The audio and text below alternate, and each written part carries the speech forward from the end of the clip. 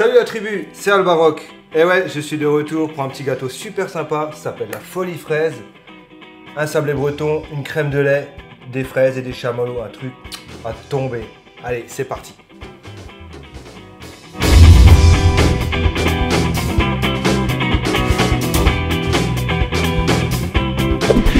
Pour le sablé breton, on a besoin de levure chimique, du beurre, de la cassonade, de la farine et 2 œufs dont on utilisera seulement les jaunes. Pour la crème qui ira sur le sablé breton, on a besoin de mascarpone, une gousse de vanille, de la crème entière, du lait concentré, des chamallows, un pomelo, mais vous pouvez aussi prendre une orange ou un citron, hein, on aura juste besoin du zeste, et de belles fraises. Allez, c'est parti, on y va.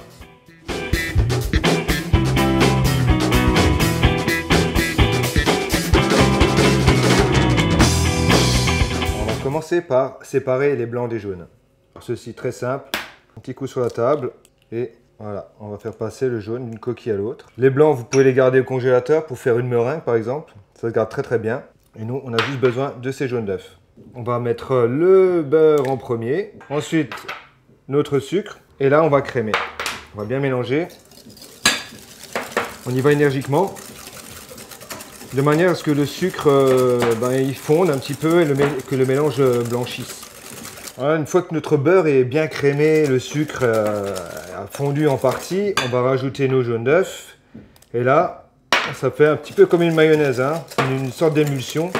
D'ailleurs, la pâtisserie, c'est toujours une histoire d'émulsion. On mélange encore bien. Et déjà, je vais pouvoir rajouter la farine. Alors toujours la levure dans la farine en premier. Donc là, je mets ma farine. J'ai plus besoin du fouet. Je vais me servir de la maryse. On va incorporer tout ça. Voilà, tourne bien. Voilà, ma pâte est terminée. Et je vais la laisser reposer au frigo pendant une bonne heure. Pour notre sablé breton, on va prendre un cercle à gâteau. Ou encore mieux, si vous avez un cercle à tarte. On va beurrer ça et on va poser ça sur le cile-pâte ou une toile de silicone ou même du papier, ça va très bien.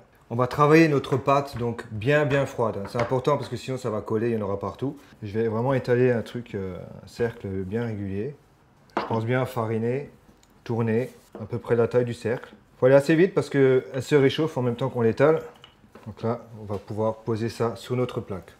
Donc ici, ça commence déjà à coller, alors on va faire une petite technique comme ça. On la prend sur le rouleau, on la dépose sur ma toile et je vais pouvoir ajuster avec le cercle. Je prends les petits bouts qui débordent et je vais boucher les trous. Alors on va pouvoir cuire maintenant notre fond de sablé breton à 170 degrés pendant 20 minutes. C'est parti. Et voilà, c'est cuit les amis.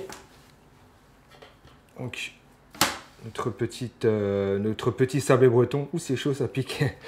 Notre petit sablé breton est une belle couleur dorée, il s'est un petit peu levé au cours de cuisson, c'est très bien, c'est ce qu'on voulait.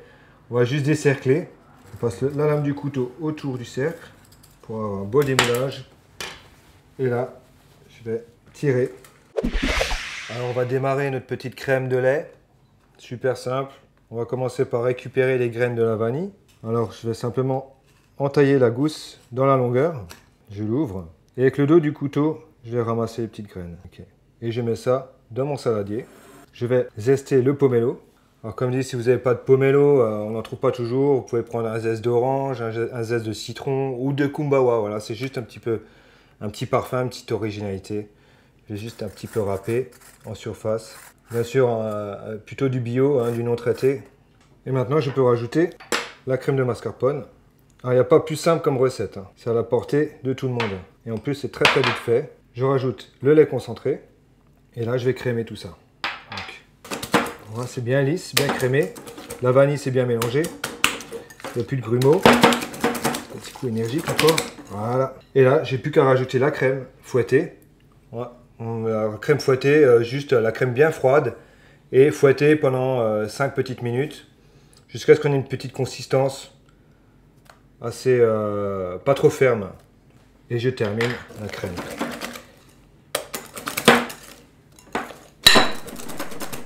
Voilà, c'est déjà terminé, la crème est prête. Maintenant, il ne nous reste plus qu'à remplir notre poche à douille. Donc pour ce faire, hein, on va prendre une petite douille unie.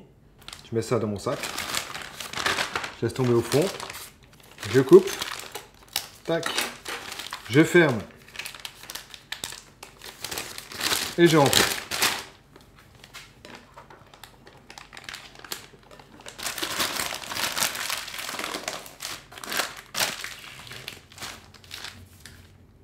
On va pouvoir dresser notre crème sur le gâteau. On part du centre et on va faire une grande spirale. On reste bien concentré. Et il est prêt à recevoir ses petites fraises. On a lavé nos fraises, on les a coupées en quartiers. Et on va juste pouvoir les disposer sur le gâteau en partant du centre. Alors, on va faire une espèce de fleur. Voilà, on les plante dans la crème. Voilà, on tourne autour. Et il reste toujours un petit morceau de fraise pour moi. Ok, on va encore mettre une petite couronne de crème autour. On poinçonne d'un côté de l'autre.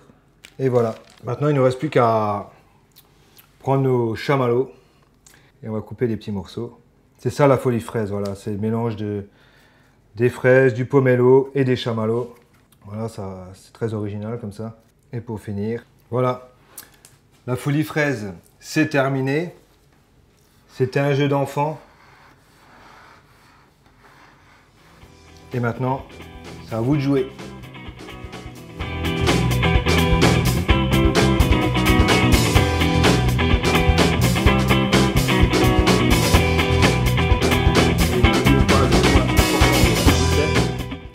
Chubby Bunny. Alors, Charles, je te mets au défi du Chubby Bunny. Ah mais je suis chaud, moi. Tu es chaud, chaud, chaud. Ah je suis chaud. Non mais sérieux là. Ah ouais non, Ok. rigole pas. Je vais te mettre ta race. Ok.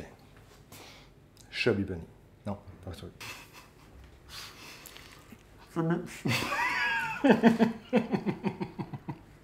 Chubby Bunny.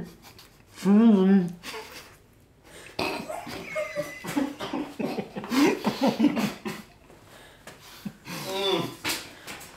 On est perdu. Dégoûtant. C'est dégueulasse. T'as vu, je t'avais dit que je te mettrais ta race. Ouais, mais pas loin.